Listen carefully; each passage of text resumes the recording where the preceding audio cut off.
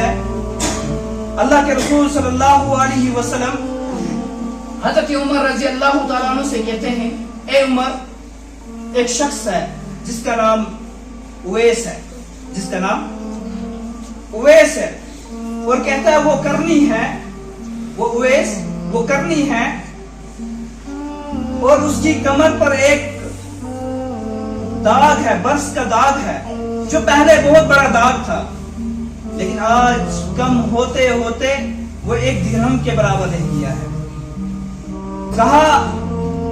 وہ اس وقت موجود ہے، یعنی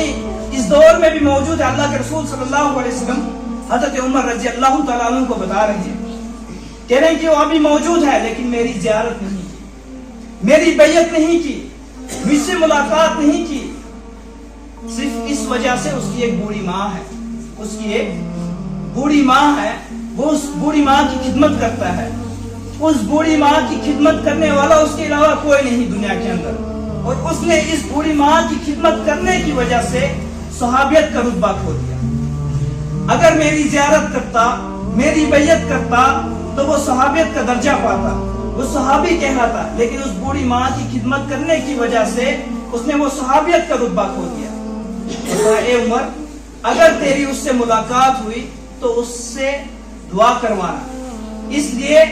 اگر اس کو اللہ رب العالمین نے اس صحابی کا رتبہ نہیں دیا، اس کے باوجود بھی اگر وہ اپنی منہ سے کوئی بات نکالتا ہے تو اللہ رب العالمین اس کی دعا کو رد نہیں کرتا، اس سے دعا کروانا، اس کی دعا اللہ رب العالمین رد نہیں کرتا۔ راوی بیان کرتے ہیں کہ اس کے بعد حضرت عمر رضی اللہ تعالیٰ عنہ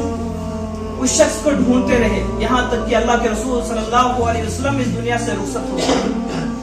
اور پھر ابو بکر صدیق رضی اللہ تعالیٰ عنہ کی خلافت آئی، ابو بکر صدیق رضی اللہ تعالیٰ عنہ بھی اس دنیا سے رخصت ہو گئے، لیکن وہ شخص عمر رضی اللہ تعالیٰ عنہ کو نہیں ملے۔ اس کے بعد امیر المؤمنین حضرت عمر فاروق رضی اللہ تعالیٰ عنہ کی خلافت آئی، ایک شخص دوڑتے ہوئے آیا، کہا اے امیر المؤمنین، جس شخص کی آپ کو تلاش تھی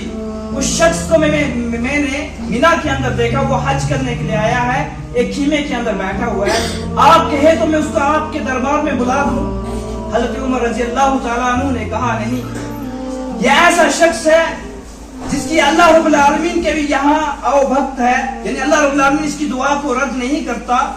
اس شخص کو یہاں نہیں بلانا بلکہ میں خود ان کے پاس چل کے جاؤں گا۔ اور جب وہاں پوچھے، دیکھا کہ ایک شخص چولہے پر ہانڈی پکا رہا ہے، باقی شخص دور بیٹھے ہوئے ہیں، کہا ایکم اویس، تم میں سے کون اویس ہے؟ اور جو ہانڈی چلا رہا تھا اس نے کہا میں اویس ہوں۔ حضرت عمر رضی اللہ تعالیٰ عنہ نے اپنے تعارف کرایا، کہا میں عمر ہوں، اللہ کے رسول صلی اللہ علیہ وسلم نے آپ کے بارے میں بتایا تھا مجھے کہ جب وہ ملے تو ان سے میرے لیے اپنے لیے مغفرت یعنی اپنے لیے دعا کروانا۔ تو کہا اویس نے کہا کہ میں آپ کے لیے دعا کروں، آپ تو صحابی رسول ہیں، آپ تو خلیفۃ المسلمین ہیں، میں آپ کے لیے دعا کروں؟ عمر رضی اللہ تعالیٰ عنہ نے کہا مجھے آپ کے بارے میں پتہ نہیں تھا، لیکن اللہ کے رسول صلی اللہ علیہ وسلم نے آپ کی خبر دی مجھے، اس لیے میں آپ کو ڈھونڈ رہا تھا، اور جب آپ آج مجھے مل گئے اس لیے میرے لیے دعا کرو۔ اویس نے کہا میں آپ کے لیے کیا دعا کروں؟ اگر میں اور آپ ہوتے یقیناً ہم کہتے ہیں کہ مجھے اس پورے محلے کا سربراہ بنا دینا، مجھے اتنا مال دینا کہ میں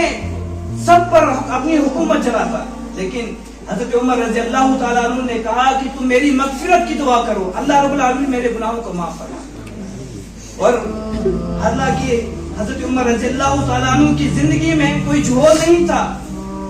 لیکن پھر بھی انہوں نے اپنے لیے مغفرت کی دعا منگوائی۔ اور میرے کہنے کا اس حدیث یا